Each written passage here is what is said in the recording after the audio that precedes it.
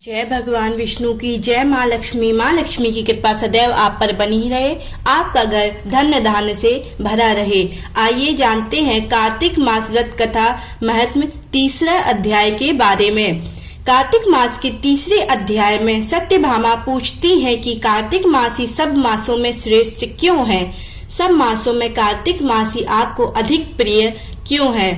आइए जानते हैं। सत्यभामा ने पूछा, हे स्वामिन, काल रूपधारी आपके सभी वर्ष मास दिन आदि अडग प्रत्यडग एक समान महत्व रखते हैं, अतः कार्तिक मास ही सब मासों में श्रेष्ठ क्यों है। फिर सब तिथियों में एकादशी और सब मासों में कार्तिक मास ही आपको अधिक प्रिय क्यों है।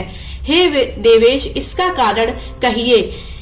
श्री कृष्णचंद्र जी ने कहा, हे प्रिय, तुमने मुझसे बहुत अच्छी बात पूछी। इस विषय में महाराजा वेन के पुत्र पृथु और नारद का संवाद कहता हूँ, उसे एकाग्र मन से सुनो। इसी प्रकार एक समय में नारद जी से राजा पृथु ने प्रश्न किया था और सर्वज्ञ नारद जी ने पृथु को कार्तिक मास की महिमा बतलाई थी। नारद जी ने कहा, हे राजन, बहुत ही दिन पहले समुद्र का शंखासुर नामक अत्यंत शक्तिशाली और पराक्रमी एक राक्षस पुत्र तीनों लोकों को मंथ डालने में समर्थ हुआ।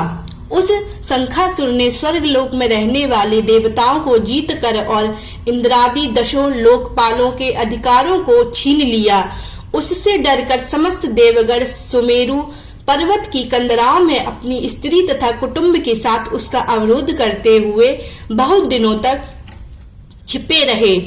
जब सब देवगण सुमेरु पर्वत की कंदराओं में आसन जमाकर निश्चित होकर रहने लगे, तब वह राक्षस सोचने लगा कि यद्यपि मैंने सब देवताओं को जीत लिया है और इनका अधिकार छीन लिया है, तो भी ये लोग बलवान ही ज्ञात होते हैं। अतः अब हमको क्या करना चाहिए। आज मुझे ज्ञात हुआ है कि ये सब देवता देव मंत्रों से बलवान हो रहे हैं। उनके वेदों को हर लेने से ये स्वतः बलहीन हो जाएंगे। नारद जी ने कहा, ऐसा मानकर शंखासुर विष्णु भगवान को सोते देख सत्यलोक से स्वयं उत्पन्न समस्त वेदों को चुरा लाया।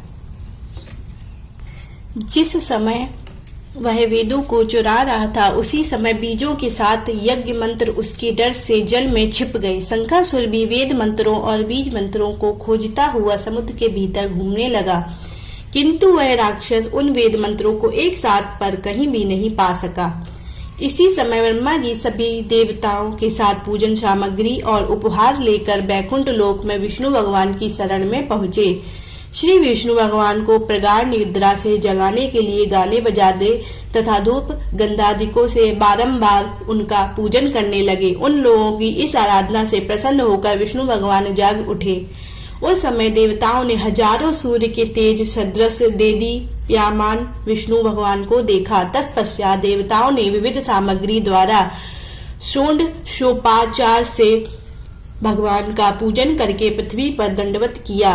तब विष्णु भगवान ने उनसे कहा, हम आप लोगों के इस कीर्तन तथा मंडल गान से प्रसन्न हैं। आप लोग अपना अभीष्ट वर मांगे, मैं सहर्ष दूंगा। कार्तिक शुक्ल पक्ष की एकादशी पर्यंत प्रातः काल में जो सज्जन आप लोगों के समान कीर्तन और मंडल गल करेंगे, वे हमारे अति प्रिय होंगे और शरीर त्याग कर बैकुंठ में आएंगे। जो पाद अर्ध आचमन और जल आदि सामग्री आप लोग हमारे लिए लाए हैं, वे सब अत्यंत गुणों वाली होकर आप लोगों को आनंदित करेंगी। जो शंखासुर सब वेदों को चुरा ले गया है, वे सब समुद्र में है। मैं उस सागर के दृष्ट पुत्र को मारकर ले आता हूँ। आज से मंत्र बीज और यज्ञों के साथ चारों वेद प्रतिवर्ष कार्तिक मास में जल में विश्राम किया करेंगे तथा अब मैं सत्य का रूप धारण करके जल में जाता हूँ। तुम सब देवता भी मुनीश्वरों सहित मेरे साथ जल में आओ। इस कार्तिक मास में जो श्रेष्ठ मनुष्य प्रातः काल स्नान करते हैं, वे सब यज्ञ के अव्रत स्नान द्वारा भली भांति नहा लेते हैं। हे देवेंद्र, कार्तिक मास में व्रत करने वालों को सब प्रकार से धन पुत्र पुत्रादि आदि देता रहना और उनका सभी आपत्तियों से रक्षा करना। हे धनपति कुबेर, मेरी आज्ञा के अनुसार तुम उनके धन धान्य की वृद्धि करना, क्योंकि इस प्रकार का आचरण करने वाला मनुष्य मेरा रूप धारण करके जीवन मुक्त हो जाता है। जो मनुष्य जन्म से लेकर मृत्यु पर्यंत विधि पूर्वक इस उत्तम व्रत को करता है वह आप लोगों का भी पूजनीय है।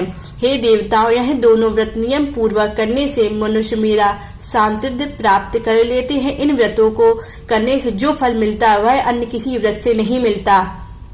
अतः प्रत्येक मनुष्य को सुखी और निरोग रहने के लिए कार्तिक महत्व की कथा सुनते हुए उपयुक्त नियमों